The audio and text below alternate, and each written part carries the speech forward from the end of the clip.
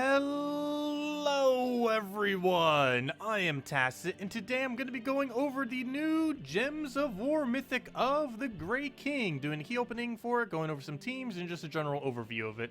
So, as it is with all Mythics that come out on the first Friday of every single month, it is available in Glory Gem, Guild, and VIP chests for this week only, and then it will be in the drop table for the Glory Gem, Guild, and VIP chests, just randomly mixed in with all of the other Mythics. But for this week, it'll be the only Mythic within those drop tables. Do keep in mind, event keys are still the event and will not have the Mythic in it, but Glory Gem, Guild, and VIP keys will. And if you don't happen to get them this week, you'll just be able to get them at a later time easily for 4,000 diamonds through the Soul Forge the next time he is in Soul Forge. One other small thing, though it's slightly less relevant, but a Spooky Imp also just returned, and he's going to be around for 2 months with the Imp rotation. So you'll end up being able to get him most likely as you go for the Mythic. And this is a Mythic I would advise going for. It is pretty decent, particularly in a Guild War context, but also just for countering stuff in general. It is one of the best silences, if not the best silence in the entire game right now. It destroys all gems of a chosen color, so you can use this for mana accumulation. Destroy does mean you get to accumulate that mana, and it does that for only 22 mana cost, which for a Mythic is actually a pretty high amount of mana accumulation relative to it being a Mythic, because most Mythics do not have high mana accumulation, with a few exceptions, like World Breaker and such. But all enemies then of that color then take a bunch of true damage, are then mana drained, silence, and frozen. So obviously, if you can end up hitting multiple targets with this, it's going to be pretty good. There's two particular instances where this Mythic will be good. If the entire enemy team is 3 or 4 all the exact same color, particularly if they're 4, or if you could double cast this to get all of them hit. So for example, if they had 2 troops that happen to use red and 2 other troops that happen to use purple, that would work out pretty well, because within 2 casts you can end up silencing, mana draining, and freezing their entire team. So it has a lot of potential, given that this could potentially be one of the best silences, as there aren't too many silences out there. And combined with a decent amount of true damage, not the highest in the world, but still pretty solid, it'll be able to do quite a bit of damage. And you can also buff that quite a bit, as it does have a trait very similar to that of Hindla, that one giant that gives all giants 2 HP and magic. This has the same premise, even though it's a Mythic and not a legend, in which it does it for Undead, in which it gives all allies 2 armor and 2 magic every single time he extra turn, which will synergize well with the fact that he does multiple true damage to multiple enemies. And that's about the only thing he has that's good, because his other 2 traits are pretty much useless. But as far as his ability, that's like the main thing it's going to be used for. Really good Guild War defend troop. It's pretty much going to be used on everyone who owns it for one of your 6 defense for Guild Wars, assuming the AI doesn't use it horrifically bad. And it could potentially be good offensively, depending on what team you're up against. It's probably something that you don't run against absolutely every team you ever face, but definitely a good hard counter to teams that use a lot of the same color, if nothing else. And at a 22 mana cost, it does place it, with mana accumulation, it does place it at a much, much lower mana cost than any most of the other Mythics that are within the game. But anyways, let's go open keys. We still have a decent amount, despite the fact that we had to completely rebuild the guild in the last month. But yeah, still have about 1,000 gem keys. Hopefully we'll get lucky on one of these. So far, not so much. We've hit some really unlucky ones, so it'd be nice if we got a little bit of luck this time, just so we don't go all the way down to 0. But it's probably going to be one of those days. But we have enough resources that if we really had to, we can keep throwing. We have enough seals that it's very, very unlikely we're ever going to run out of resources anytime soon.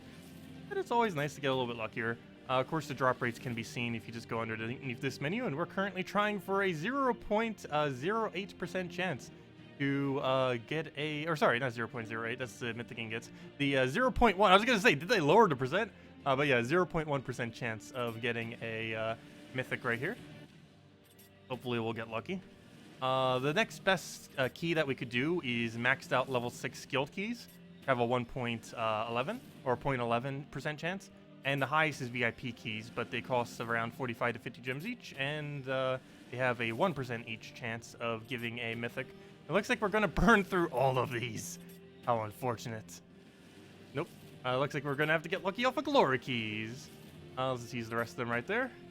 Did we get it? No. Okay, off to Glory keys we go. I'll start in too many other drops that I really need other than this. So nothing really too interesting to mention with most of these other drops, as most of these we already have Mythic.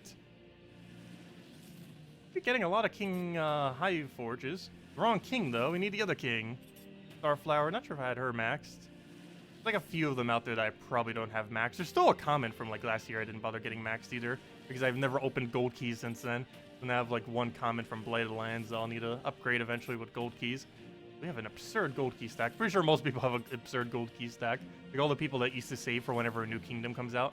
And since we haven't had a new kingdom for a little over a year now, a lot of people just have a gigantic stack of gold keys that they aren't using. And it's very unlikely we'll be getting another kingdom, though it's still a slight chance. They said if they localized into another language, they might end up giving another kingdom out. But that's probably not happening anytime soon. And so far, luck is horrifically bad. Hopefully we could get this before we burn through every last glory key. That would be quite unfortunate if that was to happen. We've had some really expensive mythics as far as bad luck is concerned. As long as we can get it before this goes down to 0, that'd be good. Also, we have an excess of glory beyond over 1 million. We could always throw some of that. The only problem is once you have no keys left, you can only open 50 at a time. Makes it quite a bit slower, since if we were to start using our actual glory, we could only open 50 at a time rather than 200 at a time. And there we go. Luckily, we won't need it, because there is the Grey King. And we're not going to bother going for a second one. Though, technically, a second one, it wouldn't be that bad. But it's not worth going out of your way for, that's for sure. If you happen to randomly get it, it's okay. I wouldn't go out of your way for a second one, though. But anyways, there's the Grey King. Let's go get this thing upgraded and show it in some teams and see what he looks like fully maxed out. So let's just type in Grey. Make sure I type the right version of Grey. I never know which way to spell it. Ever. But we'll just go and double orb him, obviously. Get him all the way maxed. He's a mythic, so best value to always use orbs on the mythic. So maybe orange and a green. And boom, he's maxed. Okay, so let's see what he looks like fully maxed. So right now, he destroys all gems of a chosen color, which we know. All enemies of that color take 31 true damage and are mana drain, silence, and frozen. And there are his stats. So that's what we're going to be working with this thing. So let's go put him into the teams real quick. So the first thing to really mention as far as Grey King, one of the biggest things he's probably going to be useful for is Humility. The main reason for this is Humility has no mana conflict with it, and will end up giving it a bunch of magic, which works really good on things that hit multiple true damage. It's also a cheap option that most people have laying around. They can end up using. Also, never buy that. It's not worth it.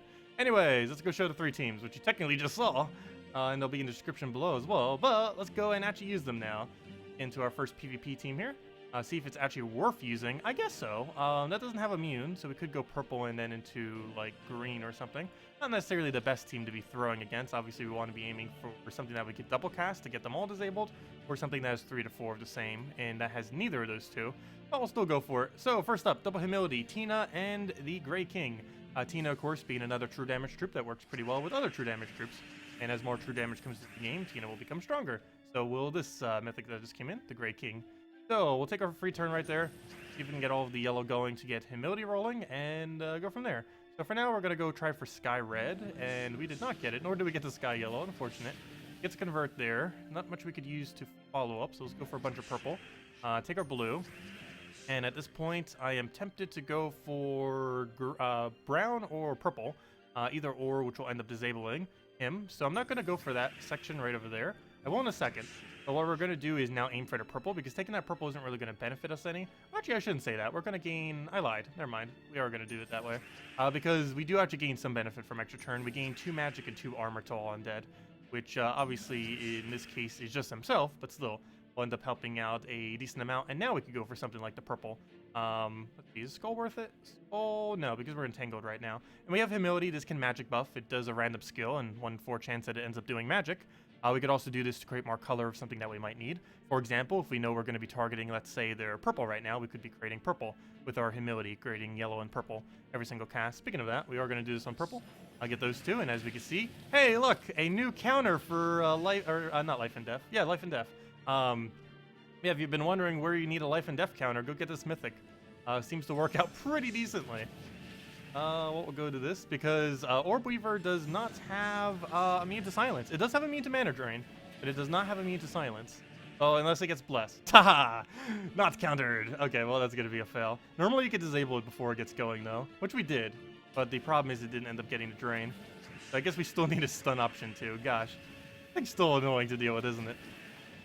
Okay, well, we can still go the true damage route at this point. Go for the green, get a double kill there. Actually, that's not even enough for double kill. I'm almost tempted just to do this on yellow, even though that won't hit the hero, because it will get our Humility going, and it will cascade some red. Because we can use this for board control, too, like we just did right there. Unfortunately, that just died a death mark, but we could probably just win off of the new Grey King. That should be fine. We're going to spam into purple a little bit. Obviously, want to go and get that thing disabled to the point that we can go and kill it. Ideally, want to get magic buffs so we can actually go and destroy with that thing. We have gotten some magic buffs. Not exactly where I need them, though, unfortunately. But I'm going to leave that intact so we can just go for the skull. I do want him to skull distract. Oh, wait. Oops, that was enough damage for it to kill. Okay, maybe I shouldn't have let him skull distract there. A little overkill. Oh, we still have the other humility. We can still go buff with that. And never mind, we're going to die to life and death. Good job, life and death. Well, then, let me go find a team that we can actually do this good against. Because, again, you won't really run this against everything. And that was not a team really set up well for us to go for. Here is one. This was what I was referring to with the double colors before. Hey, this is actually what I run on one of my defend days, or almost the same. But this is what I was saying with 2 and 2 colors. Here we could end up targeting on purple and blue, and it will disable the entire team. Something like this is one of the good teams that you want to face with using this Mythic, as well as teams that use 4. So those are like the 2 main targets you want to be finding. If you see any other team that isn't that, you probably want to avoid using them. It's a really situational pick that you end up picking simply to counter out teams that use a lot of a color, and that's pretty much it. So right here, it does look like we're not going to be able to get the humilities rolling right away. So we're just going to go for the... he does get a stun there too. It does look like we're just going to have to go for both the true damage, since we don't seem to have much yellow to be able to use. Quite unfortunate. He did quite a bit with this composition. And nothing we have has immune to the stun there, so we will be disabled on the traits. We're going to go for a little bit of yellow. Do want to 2-turn that. Still need another yellow to get that going though. Hopefully we'll get lucky on a magic and then go from there. We do have that disease on there. Unfortunately, now it goes off a little late, 1 turn late. But we'll take the skull for now just so he doesn't end up taking it. I think he's going to go for a cast there, start getting truffle going. Looks like he might get a little bit too many truffles here. And let's see. What's he going for? Looks like he might get truffle loop on us. We're going to double lose in a row with this new thing. Probably. Though we are in a position where we can go and get the disable now, so we should be fine. So we could probably go for purple here, get those 2 disabled, go from there. That also gives him most of his mana back. 10 of our mana, which is pretty much half his mana right there. Oh, he is diseased, so he only gains half of it. So that's a slightly unfortunate there, but we can get a Tina now. That will give us a decent amount of true damage. Hopefully we'll double poke on the hero. I don't think I go for skull here. Though there are 2 different options, and we can just stop him completely, so I guess we'll just do that for now. I'll just get a little bit of mana. I do want to go for another disable, probably on blue at this point. Hopefully we surge here, and we do not, of course. We need it. We'll go for another skull just to poke him so he'll be in 1-shot range. And we should probably go for this now. Go for the blue disable, go for the other poke. Since he can't do anything, I will go for that first. And then we can just go for the blue disable and should be good to go. So we do this, get most of our mana back, pretty much half. And just poke him a few times, and that'll be a match. We do have a skull damage to use, and then we'll just kill it out. Well, it didn't go over the absolute greatest. That's still a interesting combo that we can end up using. The biggest issue is we didn't really get humility rolling much. So here we have a triple purple that we'll be able to go on. And let me actually go show the cheap team first, because I feel like this will have almost work better just because it gets a quicker start. So here we're using absolutely 100% cheap option. We're using Mountain Crusher, Humility, Leprechaun, and the Grey King. And we're going to be going and rushing down probably on blue and then on purple. The reason I want to go for blue first is mainly because of Rope Dart, and we did not want to get hit by Rope Dart. So this is basically all cheap stuff. Mountain Crusher you have automatically. Titan is a hero class that you generally want to get as early as possible. And the Leprechaun's just an ultra rare, so really easy to go get up and traded. And then we just have the Possessed King himself. Or not Possessed King. I keep wanting to call him Possessed King. The Grey King, I mean. And we just go for Mountain Crusher, keep getting frontline tank, and just keep spamming his ability on whatever we need to disable. Our first biggest threat probably being blue.